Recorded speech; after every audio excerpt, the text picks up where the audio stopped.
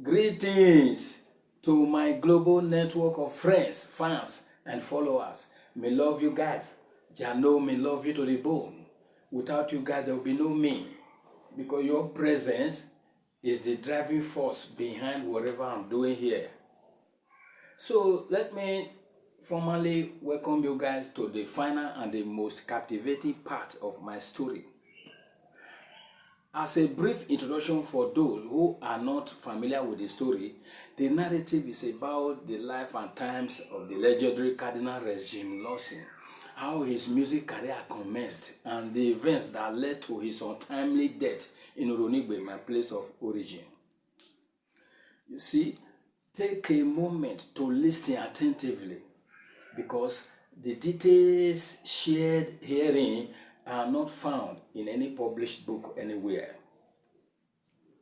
Now, for the benefit of our new followers, let me start from the end of part 2. January 16, 1971 witnessed a devastating event that brought journeys to an end, concluded a distinguished career, and tragically took the life of the legendary Cardinal Rex Lawson. That night at about 11 p.m., my friends and I retired for the night after an extended playtime. You know, as usual, we were 3 to a room that night.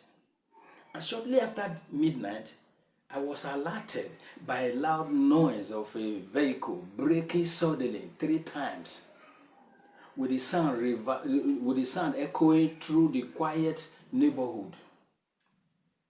I woke my friends to inform them of what I had just heard. Shortly thereafter, we heard voices prompting us to sneak out of the house. And upon stepping outside, we saw a group of adults hurrying in the direction of the accident, speaking in low tones. The accident happened so, Namoto fall so. As they were going, we were discreetly following them to avoid being seen. Upon arrival at the scene of the accident, the first thing that caught my attention was the damaged vehicle, a Volkswagen Kubin bus turned upside down, with shattered glass littering the entire place. There were 2 groups of people that night. The first group was a small one and they were around the driver, while the second group comprised a larger crowd. You see, before I go further, let me quickly say this. There's always a spiritual or physical explanation for the death of every young legend. You know, for the death of every great individual that died untimely, there's always a spiritual or physical explanation, because the spirit controls the physical, just like the night controls the day.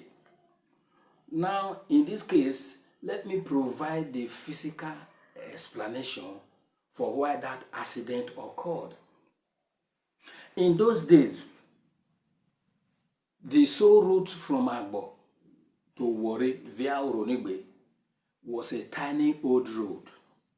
When traveling from Agbo, upon reaching Oronigbe, shortly after the grammar school, you will begin descending, which required caution.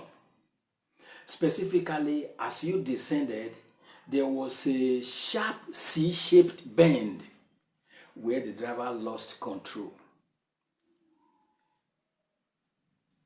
I presume the driver was not conversant with the route and was exceeding the speed limit because they were behind schedule. Suddenly, the driver started shouting, begging the people around, I beg you, everybody. That the man lying down there is Cardinal Rex Lawson, whom you all know.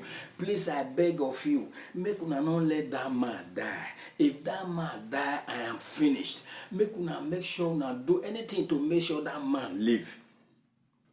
According to the driver, who also had blood stain all over his body, they were headed to Warri that night for a show. With the male band having already arrived at Warri, Rex Lawson and his driver, on their way to meet up with the band, made a brief stopover at Umunede and another stop at Agbo where they stayed longer before embarking on the last and final journey which ended at Oronigbe, falling short of their intended destination, Warri. Upon hearing the driver mention Rex Lawson's name, it was as if I was struck, prompting me, despite my youth, to push through the crowd to catch a glimpse of my idol. And there he was in his own blood. They held him in place, restraining him from behind. As they attempted to wash the blood from his face, the bleeding intensified, with blood streaming from his mouth, nose, ears, with a severe cut on his forehead. No. I stood frozen, watching Rex Lawson motionless. My God.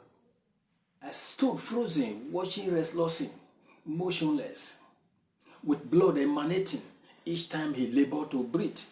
It struck me that this was the musician whose music I cherished deeply, a figure I had longed to encounter in person.